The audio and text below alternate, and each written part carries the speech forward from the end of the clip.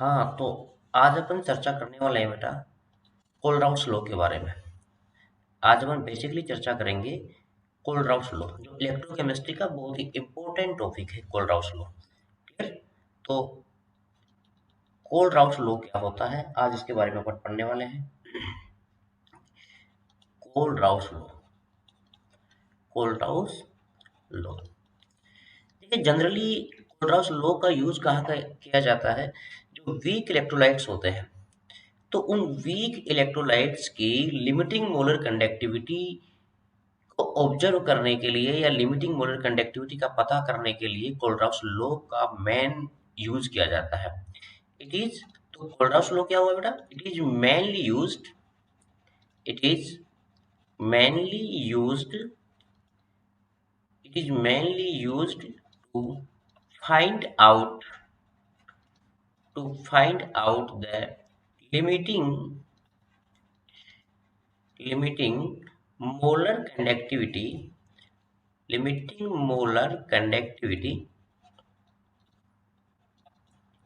of weak electrolytes. Limiting molar conductivity of weak electrolytes. Clear? Generally जो Kohlrausch law है उसका main जो use होता है वो वीक इलेक्ट्रोलाइट्स की लिमिटिंग मोलर कंडक्टिविटी का पता करने के लिए किया जाता है। ठीक, अब जनरली जो कोलराउस लॉ होता है वो क्या होता है? According to Kohlrausch law, the limiting molar conductivity of an electrolyte can be represented as the sum of the individual contributions of the anion and cation of the electrolytic solution. Clear? तो generally this law ये बहुत ही important law है electrochemistry का। Generally this law states that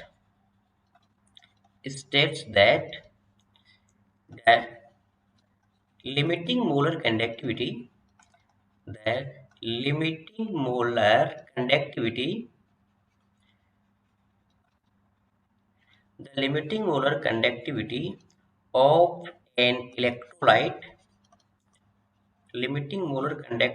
of an electrolyte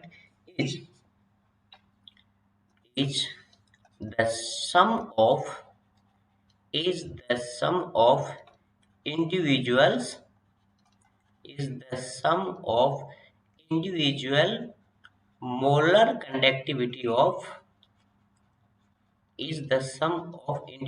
molar conductivity of cations and anions. Clear हुआ? यानी जो Kohlrausch ने ये बताया था कि किसी भी इलेक्ट्रोलाइट की जो लिमिटिंग मोलर कंडक्टिविटी होती है वो कंडक्टिविटी उस इलेक्ट्रोलाइट में पाए जाने वाले कैटाइंस और एनाइंस की लिमिटिंग मोलर कंडक्टिविटी का सम होती है। क्लियर हुआ? जैसे सपोज करिए मेरे पास में एक इलेक्ट्रोलाइट है, वीक इलेक्ट्रोलाइट है एसिटिक एसिड, और इस एसिटिक एसिड के लिए यदि मुझे लिमिटिंग मोलर कंडक्टिविटी पता करनी है तो मुझे पता है इस इलेक्ट्रोलाइट्स में एनाइंस क्या होंगे? Acetate ion. एनाइंस क्या हो जाएंगे बेटा? Acetate ion. और कैटाइंस क्या होंगे? प्रोटॉन यानी H+ आयंस। तो इसके लिए जो लिमिटिंग मोलर कंडक्टिविटी होगी वो एसिटेट आयंस तथा H+ आयंस की लिमिटिंग मोलर कंडक्टिविटीज का सम हो गया। क्लियर हुआ? तो देखो किसी भी आयंस की जो लिमिटिंग मोलर कंडक्टिविटी होती है उसको मैं लैम्डा नॉट से शो करता हूँ, और किसी भी इलेक्ट्रोलाइट की जो लिमिटिंग मोलर कंडक्टिविटी होती है उसको अपन ग्रीक लैम्डा नॉट से शो करेंगे। क्लियर हुआ? तो ये एसीटेट आयन की जो लिमिटिंग मोलर कंडक्टिविटी है उसको अपन lambda naught acetate ion plus lambda naught H+ ion इसे शो करेंगे। क्लियर हुआ बेटा? इसी प्रकार से जैसे मान लीजिए सपोज कीजिए मुझे NaCl की सोडियम क्लोराइड है, सोडियम क्लोराइड के लिए मुझे लिमिटिंग मोलर कंडक्टिविटी का पता करना है, तो इसके लिए जो लिमिटिंग मोलर कंडक्टिविटी होगी MnACl यानी सोडियम क्लोराइड जो इलेक्ट्रोलाइट है उसकी limiting molar conductivity will be the sum of will be the sum of limiting molar conductivity of Na plus ion plus the limiting molar conductivity of chloride ion। फिर हुआ इसी type से। अब suppose करिए मेरे पास में इस टाइप का कोई भी इलेक्ट्रोलाइट है, इस टाइप का कोई भी इलेक्ट्रोलाइट है AX और BY। अब देखो AX और BY इस प्रकार का कोई इलेक्ट्रोलाइट है तो ये किसी भी सॉल्वेंट में डिजोल्व होने पर इस प्रकार से अपने आयनों में डिसोसिएट हो जाएगा, यानी X A plus and Y B minus. Clear हो गया? X यानी AX BY इस प्रकार का मेरे पास में कोई इलेक्ट्रोलाइट है और इस इलेक्ट्रोलाइट को मैं किसी सॉल्वेंट में डिजोल्व करता हूं तो ये डिसोसिएट होकर के X यानी स्टाइकोमेट्रिक कोएफिशिएंट है A प्लस यानी कैटायन का स्टाइकोमेट्रिक कोएफिशिएंट हुआ और Y जो है बेटा इस एनायन का स्टाइकोमेट्रिक कोएफिशिएंट हुआ। क्लियर हुआ? तो इसके लिए मुझे जो लिमिटिंग मोलर कंडक्टिविटी होगी वो कैसे पता करेंगे? तो इसके लिए जो लिमिटिंग मोलर कंडक्टिविटी होगी लैम्डा m यानी ग्रीक लैम्डा से अपन इसे शो करते हैं तो ये हो जाएगा AX BY इक्वल टू ये V प्लस और ये हो जाएगा lambda cation plus V minus और ये हो जाएगा लेमडा नोट एनाइन। फिर V प्लस देखिए यहाँ पर जो V प्लस है इसका मतलब जो डिसोसिएशन के बाद में कैटाइन्स का स्टोइकोमेट्रिक कोएफिशिएंट क्या है, यानी कितने कैटाइन्स बन रहे हैं। और ये V माइनस है इसका मतलब इस इलेक्ट्रोलाइट के डिसोसिएशन के बाद में कितने आयंस बन रहे हैं। ठीक हुआ? ठीक है। अब नेक्स्ट अपन अब एक एग्जांपल और लेते हैं इसी टाइप्स के अपन, ताकि अपना जो कॉन्सेप्ट है वो बिल्कुल क्लियर हो जाएगा। सपोज करो मेरे पास में एक इलेक्ट्रोलाइट है मैग्नीशियम क्लोराइड।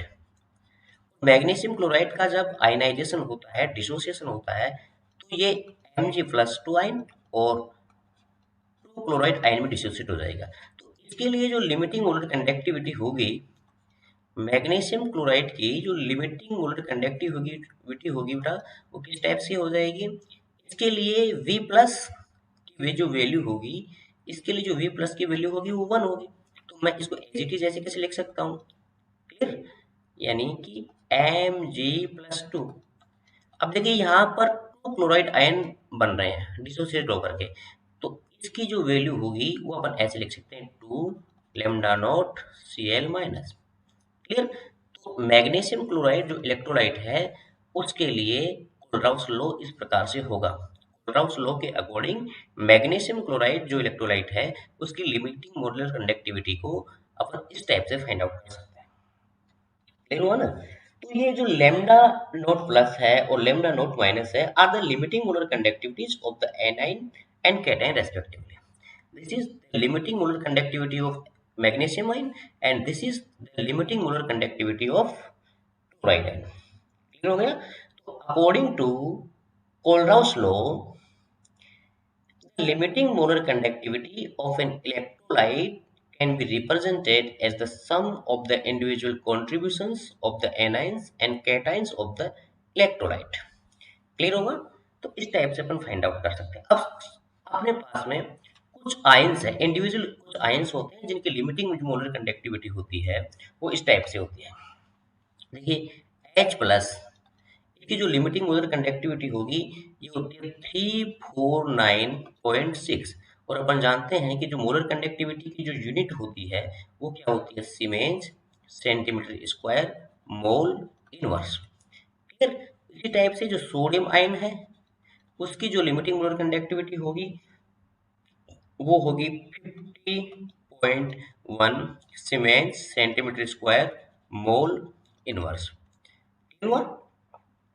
इसी टाइप से जो कैल्शियम आयन है इसकी जो लिमिटिंग मोलर कंडक्टिविटी होगी बेटा कैल्शियम की ये होती है 119.0 siemens centimetre square mole inverse. Clear हुआ? इसी प्रकार से जो Mg+2 है इसकी लिमिटिंग मोलर कंडक्टिविटी होगी हो जाएगी 106.0 siemens centimetre square and mole inverse. जैसे हाइड्रोक्साइड आयन है, हाइड्रोक्सिल आयन, इसकी जो लिमिटिंग मोलर कंडक्टिविटी होती है आई थिंक ये होती है 199, ये लगभग मुझे कंफर्म पता नहीं है, मेरे हिसाब से ये 200 के लगभग होती है, 200.0 siemens centimetre square mole inverse. और इसी प्रकार से जो सल्फेट आयन होते हैं SO4-2, इनकी जो लिमिटिंग मोलर कंडक्टिविटी होती है ये होती है 160.0 and siemens centimetre square mole inverse. देखो centimetre square mole inverse, centimetre square mole inverse, ये एक मोलर कंडक्टिविटी की यूनिट होती है। ये मोलर कंडक्टिविटी की यूनिट होगी। और लिमिटिंग मोलर कंडक्टिविटी क्या होगी बेटा, यानी जब किसी भी इलेक्ट्रोलाइट की कंसंट्रेशन बहुत कम हो, और कंसंट्रेशन बहुत कम होगी लिमिटिंग मोलर कंडक्टिविटी। देखो जनरली मैं यहाँ पर लिख देता हूँ, ये लिमिटिंग मोलर कंडक्टिविटी क्या है। देखिए लिमिटिंग मोलर कंडक्टिविटी का मतलब ये होता है limiting molar conductivity. Limiting molar conductivity का मतलब ये हुआ कि जब इलेक्ट्रोलाइट की कंसंट्रेशन जीरो को अप्रोच करे। और देखो इलेक्ट्रोलाइट की कंसंट्रेशन जीरो को अप्रोच कब करेगी, जब उस इलेक्ट्रोलाइट्स की कंसंट्रेशन बहुत कम होकर के लगभग जीरो हो जाए, यानी इनफाइनाइट डाइल्यूशन हो जाए। यानी अपन उसका डाइल्यूशन बढ़ाएंगे, इलेक्ट्रोलाइट्स का यदि अपन डाइल्यूशन बढ़ाएंगे तो कंसंट्रेशन कम हो जाएगी, डाइल्यूशन बढ़ाएंगे तो कंसंट्रेशन कम हो जाएगी। और डाइल्यूशन को बढ़ा करके अपन इतना बढ़ा देंगे कि डाइल्यूशन इनफाइनाइट हो जाए। तो डाइल्यूट इनफाइनाइट हो जाएगा तो कंसंट्रेशन जो होगी इलेक्ट्रोलाइट की वो हो जाएगी जीरो। यानी जब इलेक्ट्रोलाइट की कंसंट्रेशन जीरो को अप्रोच करे, यानी उसका डाइल्यूशन आप इनफाइनाइट कर दो, तो उस स्थिति में जो कंडक्टिविटी होती है उसको अपन बोलते हैं लिमिटिंग मोलर कंडक्टिविटी।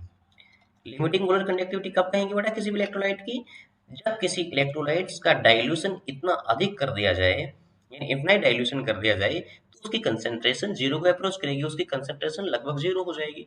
तो उस स्थिति में जो मोलर कंडक्टिविटी होगी इलेक्ट्रोलाइट की उसको अपन कहेंगे लिमिटिंग मोलर कंडक्टिविटी। उस स्थिति में कंडक्टिविटी को अपन कहेंगे लिमिटिंग मोलर कंडक्टिविटी। क्लियर हुआ, लिमिटिंग मोलर कंडक्टिविटी क्लियर हुआ। अब देखो कुछ चीजें और क्लियर करते हैं अपन, इसके अकॉर्डिंग देखें तो H प्लस आयन की जो लिमिटिंग मोलर कंडक्टिविटी होती है वो बहुत ज्यादा होती है। फिर उसके बाद में हाइड्रोक्साइड आयन की लिमिटिंग मोलर कंडक्टिविटी होती है, उसके बाद में सल्फेट की होगी, उसके बाद में कैल्शियम आयंस की होगी, और उसके बाद में मैग्नीशियम आयंस की होगी। अब एक चीज अपन और देख पा रहे हैं यहाँ पर, ये वीक इलेक्ट्रोलाइट्स के बारे में अपन ने पहला एप्लीकेशन पढ़ा है कि कोलराउस लॉ का जो मेन यूज होता है वो वीक इलेक्ट्रोलाइट्स की लिमिटिंग मोलर कंडक्टिविटी का पता करने में किया जाता है। वो कैसे, तो देखिए पहली बात तो अपन ये पढ़ेंगे कि वीक इलेक्ट्रोलाइट्स होते हैं क्या। देखो वीक इलेक्ट्रोलाइट्स, तो देखो जनरली मैं एग्जांपल दे देता हूँ वीक इलेक्ट्रोलाइट्स क्या है। जैसे एक यह है एसिटिक एसिड, ये वीक इलेक्ट्रोलाइट है। एक मेरे पास में है हाइड्रोजन साइनाइड, ये भी एक वीक इलेक्ट्रोलाइट है। एक जैसे मैं कहूँ अमोनियम हाइड्रोक्साइड, ये भी एक वीक इलेक्ट्रोलाइट्स होते हैं। तो जनरली वीक इलेक्ट्रोलाइट्स इस प्रकार के इलेक्ट्रोलाइट्स होते हैं जो रैपिडली अपने आयंस में डिसोसिएट नहीं होते हैं और जो कंप्लीटली अपने आयंस में डिसोसिएट नहीं होते हैं। तो जनरली जो वीक इलेक्ट्रोलाइट्स होते हैं like acetic acid, they have the lower degree of dissociation at higher concentration। Clear, तो जो वीक इलेक्ट्रोलाइट्स होते हैं इसके बारे में एक सिंपल सी अब लाइन अपन लिख सकते हैं, have lower degree of dissociation, have the lower degree have the lower degree of dissociation, have the lower degree of dissociation at higher concentration, at higher concentration।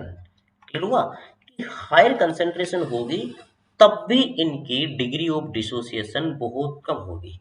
Higher concentration होने पर भी इनका क्या होगा बेटा, डिग्री ऑफ डिसोसिएशन बहुत कम होगा। And therefore such electrolytes की जो डेल्टा एम चेंज होती है डाइल्यूशन के साथ, तो it is due to the increase in the degree of dissociation and consequently the number of ions in total volume of solution that contains the one mole of electrolyte. तो इस प्रकार के solution यानी कि जो वीक इलेक्ट्रोलाइट्स होते हैं वो हायर कंसंट्रेशन पर भी उनकी डिग्री ऑफ डिसोसिएशन बहुत कम होता है। तो जो डेल्टा एम है यानी मोलर कंडक्टिविटी चेंज होगा, तो किसके कारण से होगा? Molar conductivity change is due to increase is due to increase in degree of dissociation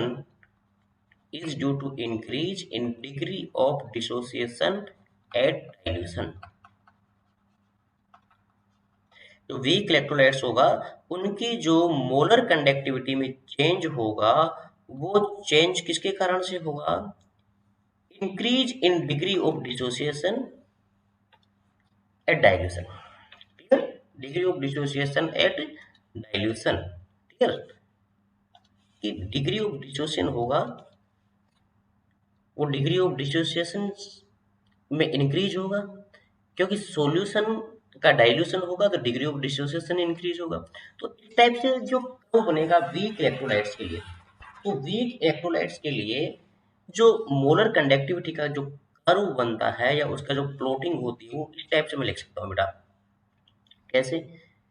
यानी कि ये एक मोलर कंडक्टिविटी है, यहाँ पर जो कर्व है वो कंसंट्रेशन का है, सी ऑफ है। सपोज करो यहाँ जो कंसंट्रेशन है वो 0.2 मोल पर लीटर है, यहाँ की जो कंसंट्रेशन है वो 0.2 मोल पर लीटर है, यहाँ ये 400 siemens centimetre square mole inverse है, और ये लगभग है, ये आप मान के चलिए 200 सीमेंस सेंटीमीटर स्क्वायर, और ये मोल इनवर्स है, ये मोलर कंडक्टिविटी है। तो वीक इलेक्ट्रोलाइट्स है, उस वीक इलेक्ट्रोलाइट्स के लिए जो फ्लोटिंग होती है वो इस प्रकार से होती है। वीक इलेक्ट्रोलाइट्स के लिए जो फ्लोटिंग होगी वो इस प्रकार से होगी। इसका मतलब ये हुआ बेटा कि जहाँ देखिए यहाँ से यहाँ 0.2 से 0.4 यानी कंसंट्रेशन बढ़ रही है, कंसंट्रेशन बढ़ रही है। इसका मतलब क्या हुआ? डाइल्यूशन कम हो रहा है, यानी इधर डाइल्यूशन ज्यादा है। 0.2 इसकी कंसंट्रेशन ज्यादा है, सॉरी 0.2 इसकी कंसंट्रेशन कम है, और 0.4 यहाँ पर कंसंट्रेशन ज्यादा है। तो जहां पर कंसंट्रेशन कम है वहां पर डाइल्यूशन अधिक है, जहां पर कंसंट्रेशन कम है वहां पर डाइल्यूशन अधिक है, जहां पर कंसंट्रेशन कम है वहां पर डाइल्यूशन क्या है? अधिक। और जहां पर कंसंट्रेशन अधिक हो गई वहां पर डाइल्यूशन कम हुआ। तो डाइल्यूशन कम हुआ तो यहाँ पर तो देखो कंडक्टिविटी कम है, और जहां पर कंसंट्रेशन कम है वहां पर डाइल्यूशन अधिक है। डाइल्यूशन अधिक है तो वहां की जो कंडक्टिविटी है वो जो ज्यादा है। ठीक हुआ? इसका मतलब अपन ये कह सकते हैं कि ऑन डाइल्यूशन वीक इलेक्ट्रोलाइट्स के लिए जो on dilution molar conductivity steeply increase, molar conductivity steeply increase. Dilution आप बढ़ा दोगे तो किसी भी वीक इलेक्ट्रोलाइट्स के लिए जो मोलर कंडक्टिविटी होगी वो स्टीपली चेंज होगी। देखो मोलर कंडक्टिविटी हो रही है बेटा, वो स्टीपली चेंज हो रही है इधर कम डाइल्यूशन पर, और जैसे जैसे कंसंट्रेशन बढ़ रही है इसका मतलब डाइल्यूशन कम हो रहा है, तो उसकी जो मोलर कंडक्टिविटी है वो कम होती जा रही है। क्लियर हो गया? क्लियर है यहाँ तक? अब एक चीज और अपन क्लियर करते हैं। अब कोई भी जो वीक इलेक्ट्रोलाइट्स होता है उसका इनफाइनाइट डाइल्यूशन करते हैं अपन। कोई भी जो वीक इलेक्ट्रोलाइट्स है उसका यदि अपन इनफाइनाइट डाइल्यूशन करें, इनफाइनाइट डाइल्यूशन दैट मीन्स जो concentration approaches to zero, infinite dilution concentration approaches to zero, इसके लिए वीक इलेक्ट्रोलाइट्स के लिए, इसके लिए बताइए वीक इलेक्ट्रोलाइट्स के लिए कोई भी वीक इलेक्ट्रोलाइट्स है उसका डाइल्यूशन अपन बढ़ा दें तो उसका कंसंट्रेशन लगभग जीरो होगा या नियर टू जीरो होगा। तो उस स्थिति में जो वीक इलेक्ट्रोलाइट्स है, उस स्थिति में क्या होगा, जो weak electrolytes is completely dissociated.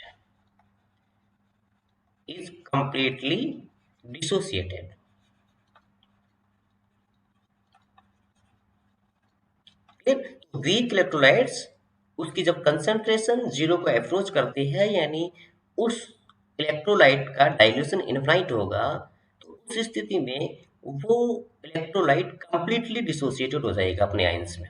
और जब वीक इलेक्ट्रोलाइट्स कंप्लीटली डिसोसिएट हो जाएगा तो उसके लिए अल्फा की वैल्यू हो जाएगी 1। फिर अल्फा जो है वो होगा डिग्री ऑफ डिसोसिएशन। ये अल्फा जो होगा बेटा वो क्या होगा, डिग्री ऑफ डिसोसिएशन। अल्फा जो होगा उसको अपन बोलते हैं डिग्री ऑफ डिसोसिएशन। हुआ। In such cases delta M increase stiffly on dilution, especially near lower concentration. Therefore, limiting molar conductivity cannot be obtained by extrapolation. So, limiting molar conductivity for weak electrolytes एक बहुत important चीज है। तो limiting molar conductivity for weak electrolyte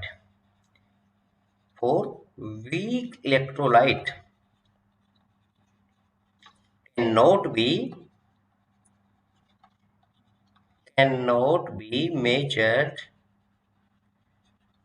cannot be measured accurately by extra cannot be measured accurately by extrapolation method.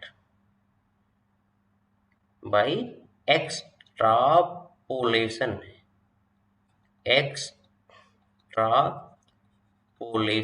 method. Extrapolation method. Clear हो गया। एक बार मैं फिर से रिपीट कर देता हूं।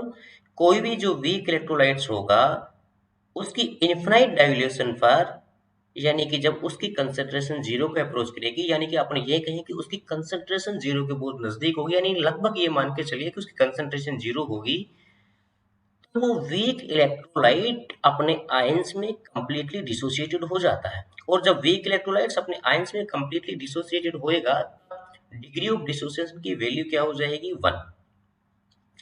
तो उस स्थिति में जो लिमिटिंग मोलर कंडक्टिविटी होती है वीक इलेक्ट्रोलाइट्स की, वो एक मेथड होता है एक्सट्रापोलेशन मेथड। उसके द्वारा अपन उसको एक्यूरेटली मेजर नहीं कर सकते हैं। तो एक्यूरेटली मेजर नहीं कर सकते हैं, इस चीज का जो रिजोल्यूशन किया गया है वो कोलराउस लॉ के द्वारा किया गया है कि कोलराउस लॉ के द्वारा किसी भी कंसंट्रेशन पर, इलेक्ट्रोलाइट की किसी भी कंसंट्रेशन पर उसकी लिमिटिंग मोलर कंडक्टिविटी को मेजर किया जा सकता है। तो जो सबसे इंपॉर्टेंट एप्लीकेशन है कोलराउस का वो होगा, तो according to Kohlrausch law, according to Kohlrausch law limiting molar conductivity of an electrolyte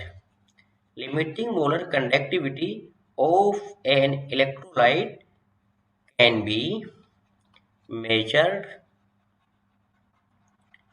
be measured accurately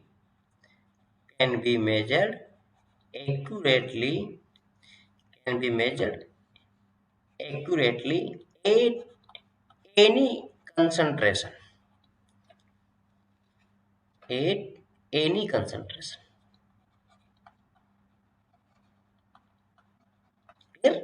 According to Kohlrausch law, limiting molar conductivity of a weak electrolyte can be measured accurately by at any concentration. Clear है? Kohlrausch law का जो सबसे important application वो है कि according to Kohlrausch law the limiting molar conductivity of an weak electrolyte can be measured accurately at any concentration. हुआ। इस type से अपन किसी भी वीक इलेक्ट्रोलाइट्स की लिमिटिंग मोलर कंडक्टिविटी को पता लगा सकते हैं। अब देखिए जो अल्फा वैल्यू होती है, alpha it means degree of dissociation, alpha it means degree of dissociation. और इसको मैं कैसे पता करता हूँ, डिग्री ऑफ डिसोसिएशन। तो अल्फा की जो वैल्यू होती है वो होती है बेटा molar conductivity upon the limiting molar conductivity.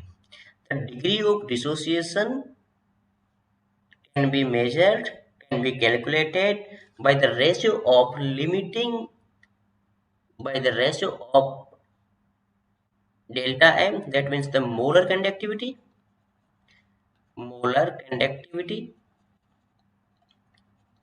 and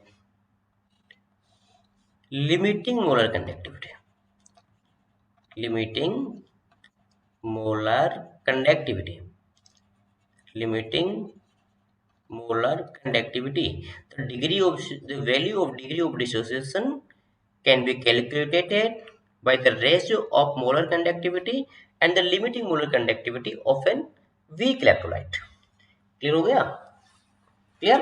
अब सपोज करें अपन इस चीज को एक तरह से इस प्रकार से समझ सकते हैं कि मेरे पास में एक प्रॉब्लम है, मेरे पास में एक प्रॉब्लम है बेटा कि मेरे पास में limiting molar conductivity for calcium chloride, limiting molar conductivity for calcium chloride वो है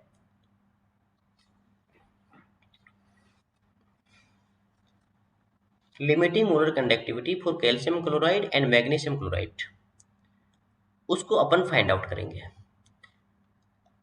और एक यह है limiting molar conductivity for magnesium sulphate है, आई थिंक मैग्नीशियम सल्फेट, उसको अपन कैसे पता करेंगे? तो देखिए limiting molar conductivity for calcium chloride ये अपन पहले डिस्कस कर चुके हैं। इंडिविजुअल लिमिटिंग मोलर कंडक्टिविटी क्या होगी कैल्शियम आयंस की, वो हो जाएगी Ca+2, और ये इसका आयनाइजेशन करेंगे अपन तो बनेगा 2Cl-, इसका मतलब ये हो जाएगा बेटा 2 लेम्डा इन्फिनिटी, और ये हो जाएगा sulphate ion, sorry chloride ion, chloride ion हुआ। तो कैल्शियम आयंस के लिए कितनी होती है इसकी वैल्यू, आई थिंक अभी पहले डिस्कस किया था ना अपन ने, 119.0 siemens centimetre square mole inverse plus 2 है, हो जाएगा। और ये वैल्यू हो जाएगी क्लोराइड आयन के लिए, ये हो जाएगी क्लोराइड आयन के लिए आई थिंक 76.3 है। क्लोराइड आयन के लिए अपन पहले डिस्कस कर चुके थे कि वो लगभग कितनी होगी 76.3, ये हो जाएगी 76.3, क्लियर।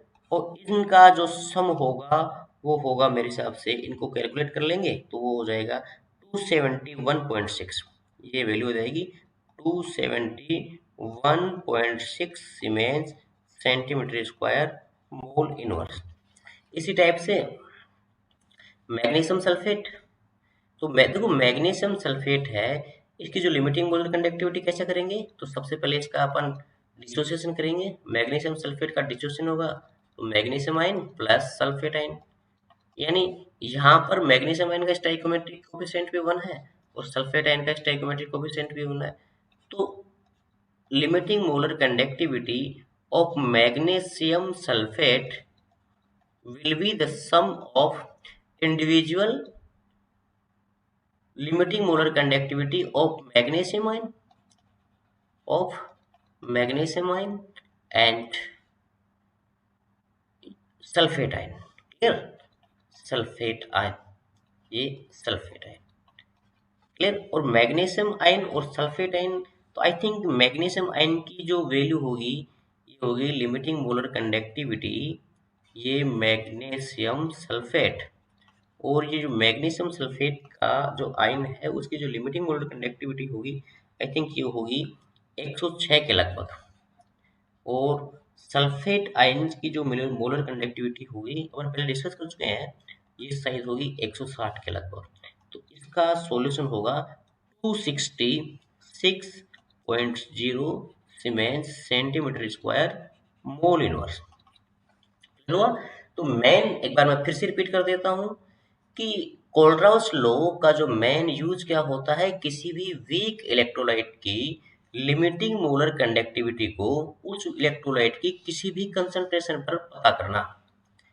फिर कोलराउस लॉ के अकॉर्डिंग अपन किसी भी वीक इलेक्ट्रोलाइट की लिमिटिंग मोलर कंडक्टिविटी को उस इलेक्ट्रोलाइट की किसी भी कंसंट्रेशन पर पता कर सकते हैं। क्लियर होगा? लिमिटिंग मोलर कंडक्टिविटी किसी भी इलेक्ट्रोलाइट की एक्सट्रापोलेशन मेथड के द्वारा अपन पता नहीं कर सकते हैं। क्यों नहीं कर सकते हैं पता?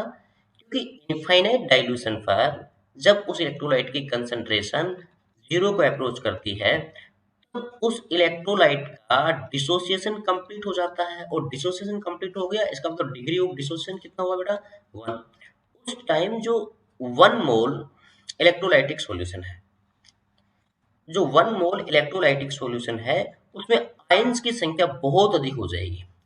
आयंस जो होंगे, आयंस बहुत अधिक हो जाएंगे।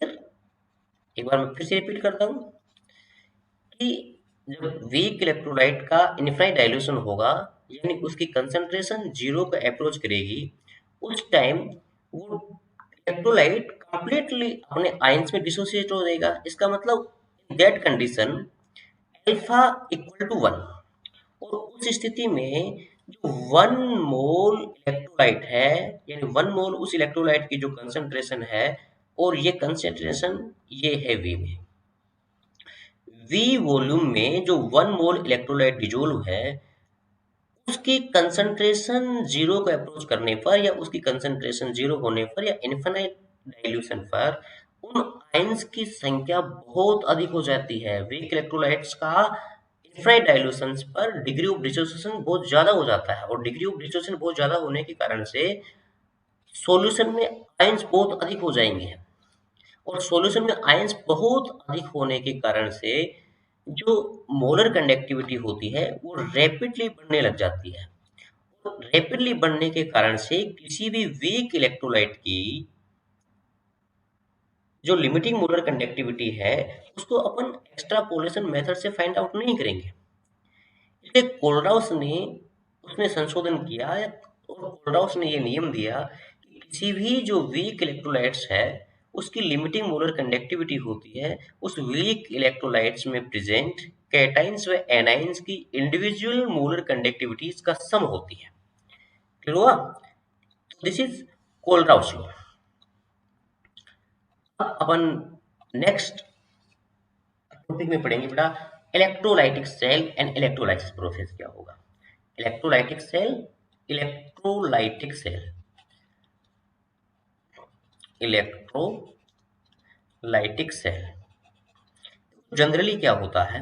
इलेक्ट्रोलाइटिक सेल जो इस प्रकार के सेल होते हैं, वो इलेक्ट्रिक एनर्जी को वो इलेक्ट्रिक एनर्जी को केमिकल एनर्जी में कन्वर्ट करते हैं। इलेक्ट्रिक एनर्जी को केमिकल एनर्जी में कन्वर्ट करेंगे। केमिकल एनर्जी, इलेक्ट्रोलाइटिक सेल जो होते हैं वो इलेक्ट्रिक एनर्जी को केमिकल एनर्जी में कन्वर्ट करते हैं। और in an electrolytic cell external source of voltage is used to bring about a chemical reaction. सबसे इंपॉर्टेंट चीज, in an in an electrolytic cell, in an electrolytic cell, an external source of voltage, an external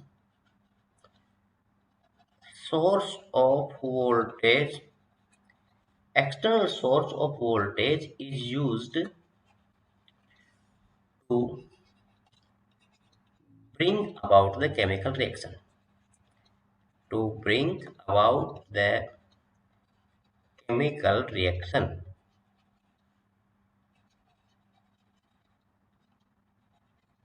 clear?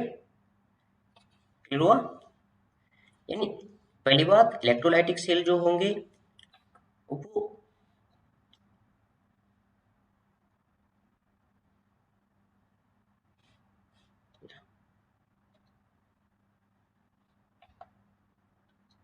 Electrolytic जो cell होंगे वो electric energy को chemical energy में convert करेंगे।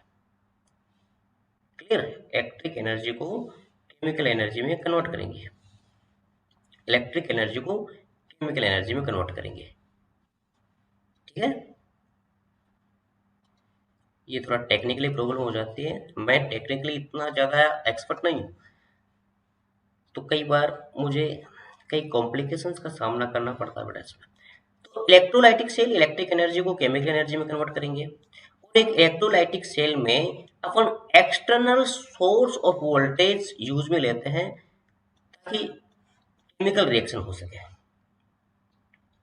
ठीक है, अब देखिए इलेक्ट्रोकेमिकल सेल की एक और विशेषता ये होती है, सपोज करो मेरे पास में ये एक इलेक्ट्रोकेमिकल सेल है, ये इलेक्ट्रोकेमिकल सेल है, सॉरी इलेक्ट्रोलाइटिक सेल है, सॉरी। और इलेक्ट्रोलाइटिक सेल में ये मेरे पास में एक एनोड है, ये मेरे पास में एक कैथोड है, और यहाँ पर कोई भी इलेक्ट्रोलाइटिक सॉल्यूशन है, ये कोई भी इलेक्ट्रोलाइट्स है। ठीक है, ये जनरली है कैथोड, और इलेक्ट्रोलाइटिक सेल में जो कैथोड है उस पे पोटेंशियल जो होगा वो होगा नेगेटिव, और ये जो एनोड होता है, एनोड पर जो पोटेंशियल होता है वो होता है पॉजिटिव।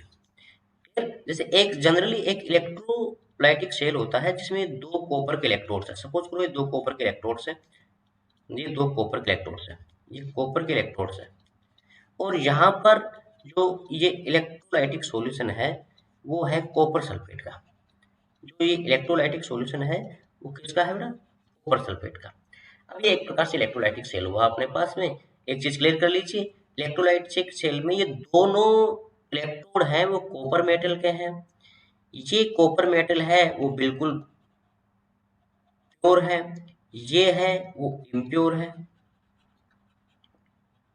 और दोनों कॉपर सल्फेट के इलेक्ट्रोलाइटिक सॉल्यूशन में डिफ है।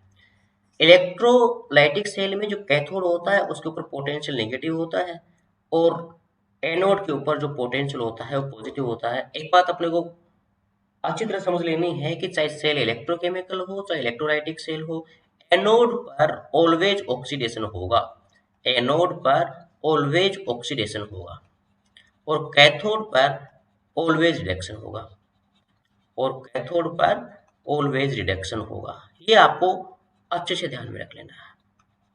ठीक है, देखिए अब किसी भी इलेक्ट्रोलाइटिक सेल में जो प्रोडक्ट बनता है, किसी भी इलेक्ट्रोलाइटिक सेल में जो प्रोडक्ट बनता है वो प्रोडक्ट एक तो इलेक्ट्रोड के नेचर पर डिपेंड करेगा, इलेक्ट्रोड यानी वो जो इलेक्ट्रोड बना हुआ है वो कौन सी मेटल का बना हुआ है, तो इलेक्ट्रोड के नेचर पर डिपेंड करेगा।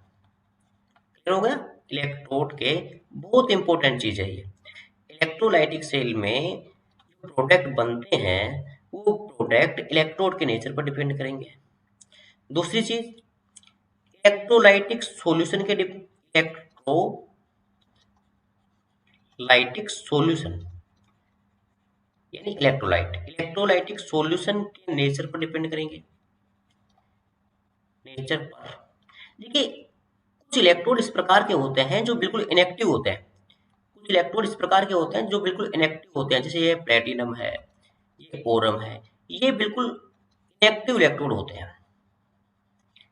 और ये इनएक्टिव इलेक्ट्रोड केवल इलेक्ट्रोड रिएक्शंस में इलेक्ट्रॉन्स के मोशन के लिए सिर्फ सरफेस प्रोवाइड करवा देते हैं, तो बनने वाले प्रोडक्ट के नेचर पर इनका कोई इफेक्ट नहीं होगा।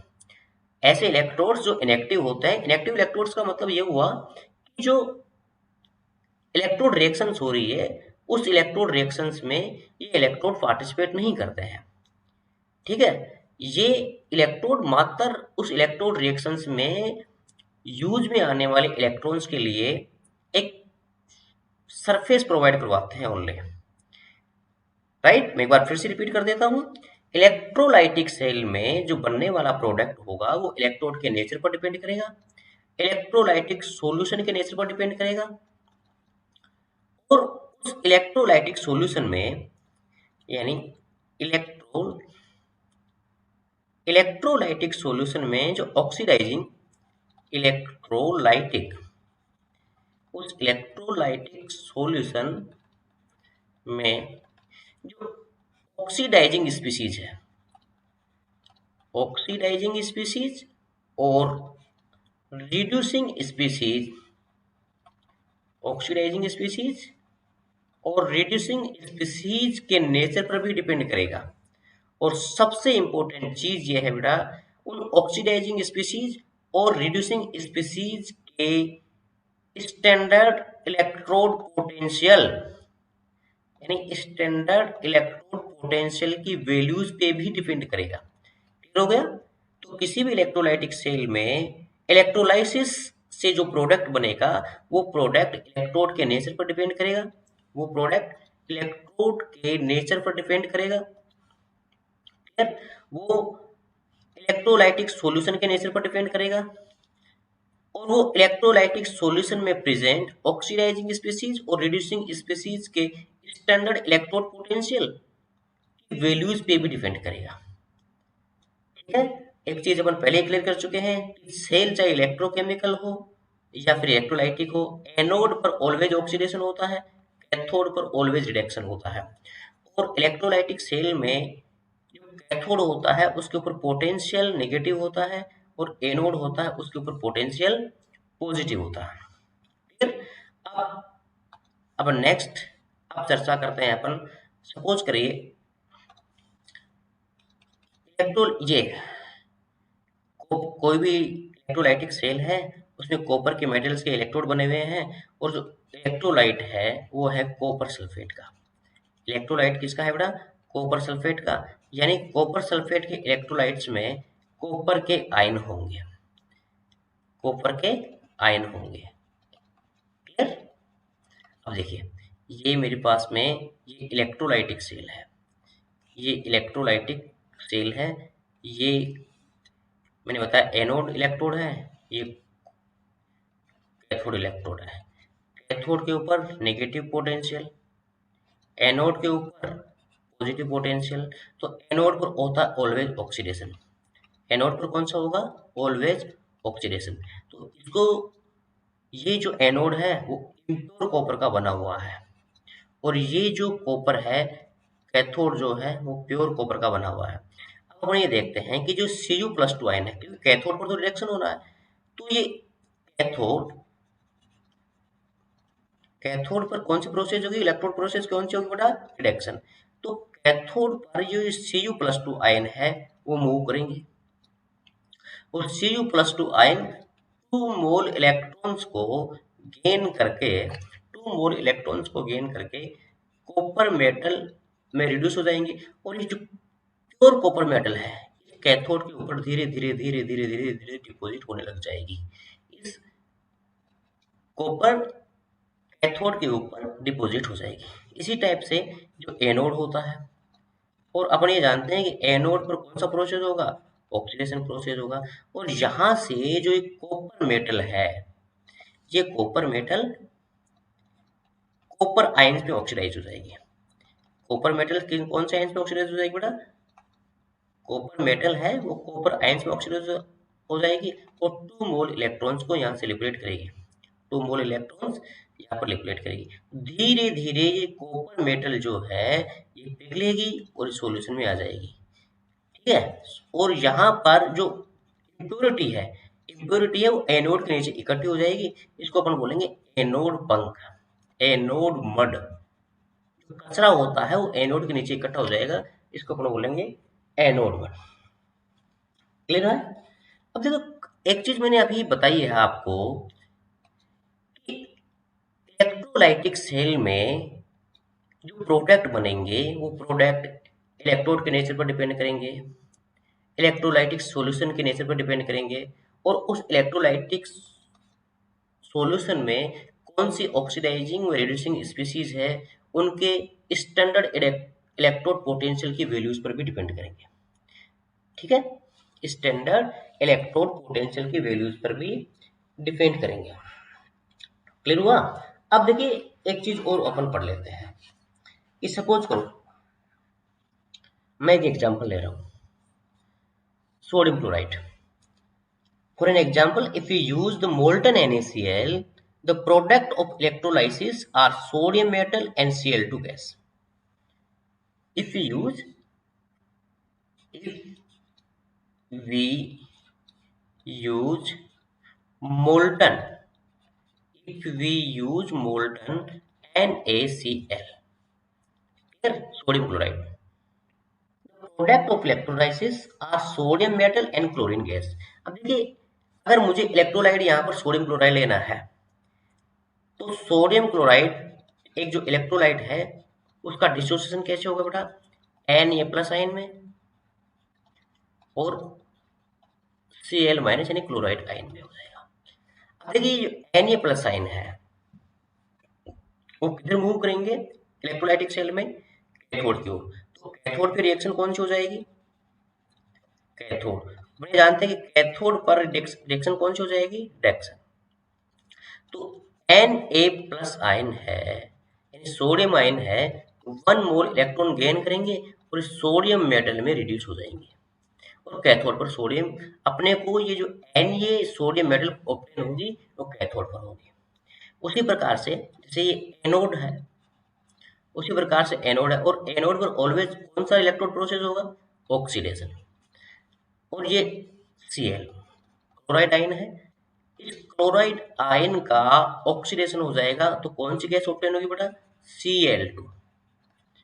Cl2 ऑक्सीडेशन पे 1 मोल इलेक्ट्रॉन लिबरेट करेगी, राइट। तो यदि अपन molten only molten molten NaCl का इलेक्ट्रोलाइसिस करें, मोल्टन NaCl का इलेक्ट्रोलाइसिस करें तो अपने पास में कैथोड पर तो सोडियम मेटल ऑब्टेन होती है और एनोड पर क्लोरीन गैस ऑब्टेन होगी, एनोड पर क्लोरीन गैस ऑब्टेन होगी। अब यह है 7वां, ठीक है। अब नेक्स्ट में अपन ये चलते हैं 7th स्लाइड में। अगर अपन मोल्टन NaCl के स्थान पर अपन aquatic solution of sodium chloride को काम में लें during the electrolysis of aqueous sodium chloride, अगर अपन इसके स्थान पर एक्वस सोडियम क्लोराइड को अपन काम में लें, एक्वस सोडियम क्लोराइड का मतलब ये हुआ कि आपके पास में सोडियम क्लोराइड तो है और प्लस वाटर है, सोडियम क्लोराइड भी होगा और वाटर भी होगा। इसका यदि अपन इलेक्ट्रोलाइसिस करें तो देखिए सोडियम क्लोराइड के इलेक्ट्रोलाइसिस से NaCl है, सोडियम क्लोराइड के इलेक्ट्रोलाइसिस से Na+ आयन होंगे और Cl- आयन होंगे और H2O है, H2O का डिसोसिएशन होगा तो H+ आयन होंगे और OH आयन होंगे। तो मैंने एक चीज आपको पहले बताई थी, अब देखो इनमें कंपटीशन होगा, ये Na+, ये भी पॉजिटिव आयन है, ये भी पॉजिटिव आयन है, तो ये दोनों ही कैथोड पर जाने की संभावना किस किस की हो जाएगी, कैथोड पर जाने की संभावना हो जाएगी Na+ की और H+ की। जो कैटाइंस होंगे वो कैथोड पर जाके रिड्यूस होंगे और एनोड पर कौन जाएगा बेटा, यानी क्लोराइड आयन और हाइड्रोक्सिल आयन, क्लोराइड आयन और हाइड्रोक्साइड आयन, क्लोराइड आयन और हाइड्रोक्साइड आयन। क्लियर हुआ।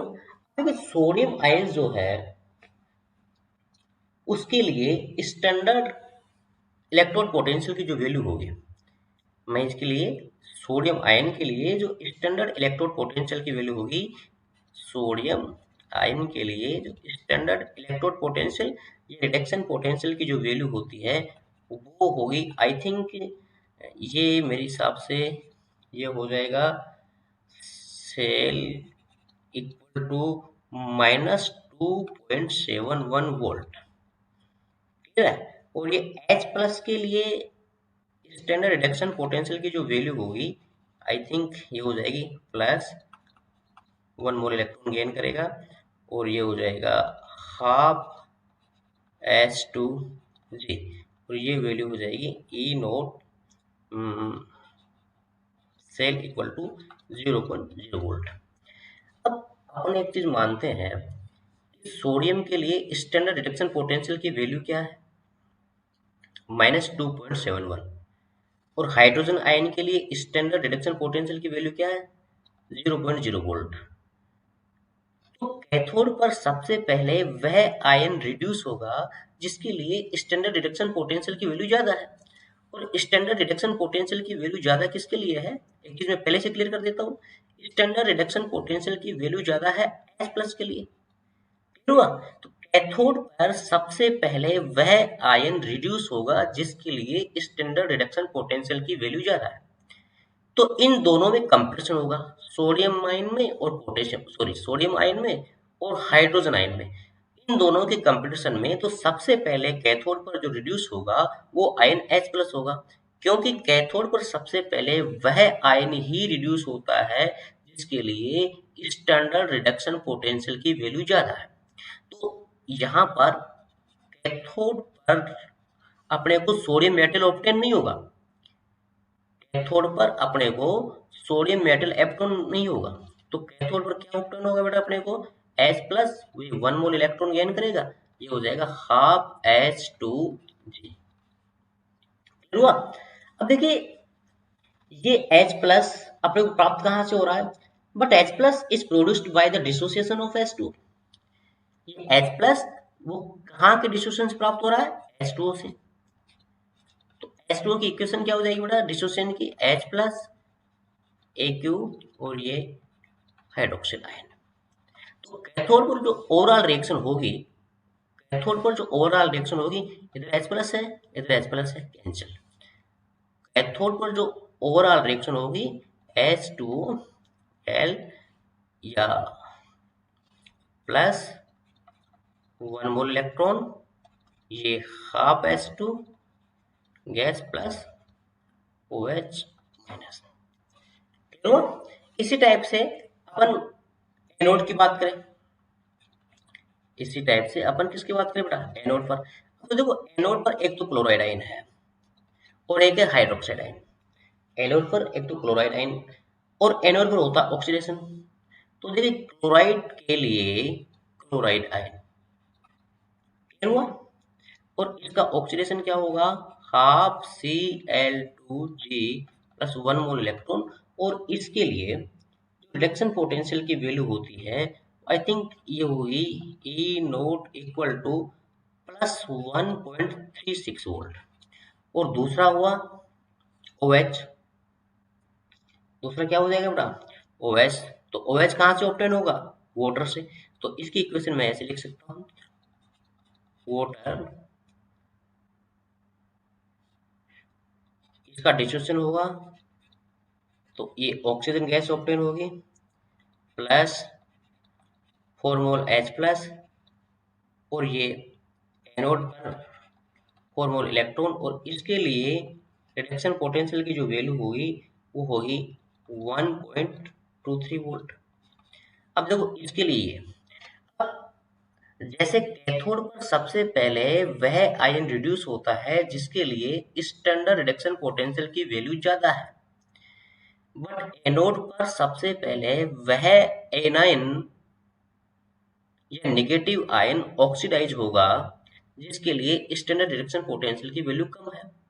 तो स्टैंडर्ड रिडक्शन पोटेंशियल की वैल्यू कम किसके लिए है बेटा, OH आयन के लिए। तो एनोड पर सबसे पहले कौन जाएगा, OH आयन जाएगा। एनोड पर सबसे पहले क्या जाएगा, OH आयन जाएगा।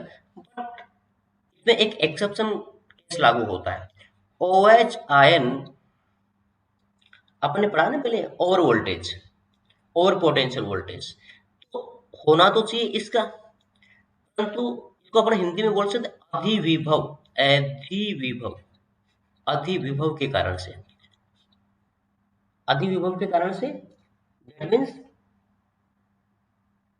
Over potential, that means over potential, over potential के कारण से OH माइनस का ऑक्सीडेशन नहीं होगा। तो ऑक्सीडेशन किसका होगा, क्लोराइड का। तो क्लोराइड का ऑक्सीडेशन होने के कारण से एनोड पर क्या ऑब्टेन होगा बेटा, Cl2। क्लियर? तो अपन जनरली अब ये समझ चुके हैं कि अगर अपन NaCl के एक्वेटिक सॉल्यूशन का इलेक्ट्रोलाइसिस करें, NaCl के एक्वेटिक सॉल्यूशन का इलेक्ट्रोलाइसिस करें तो कैथोड पर अपने को मेनली हाइड्रोजन गैस ऑब्टेन होती है और एनोड पर अपने को क्लोरीन गैस ऑब्टेन होती है।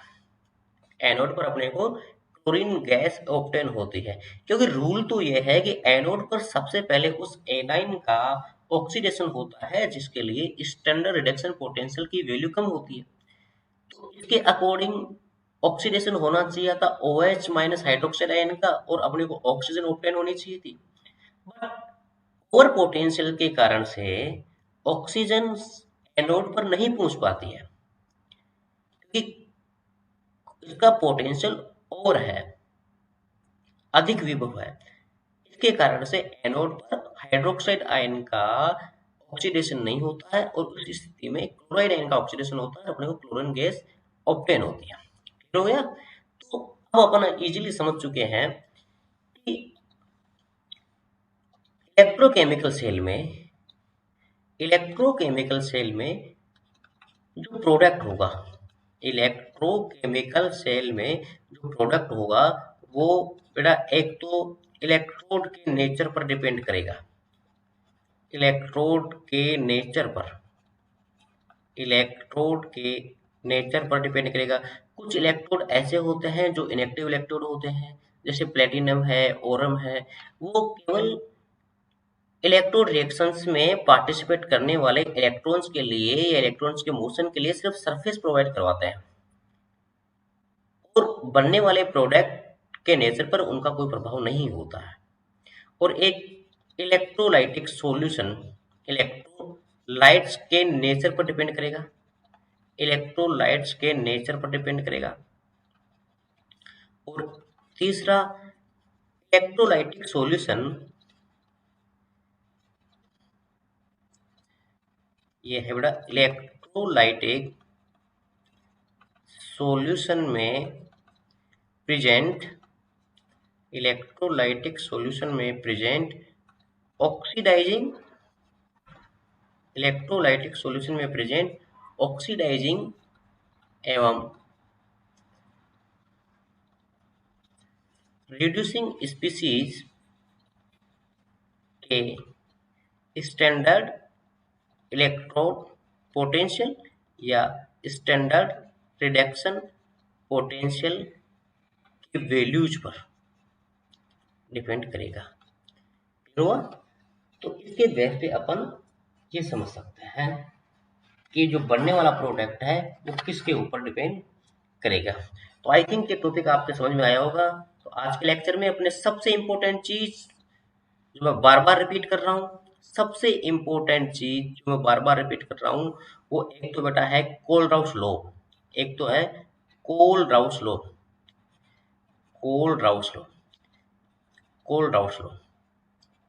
और एक है इलेक्ट्रोलाइटिक सेल में प्रोडक्ट का नेचर, यानी कि इलेक्ट्रोलाइसिस क्या है।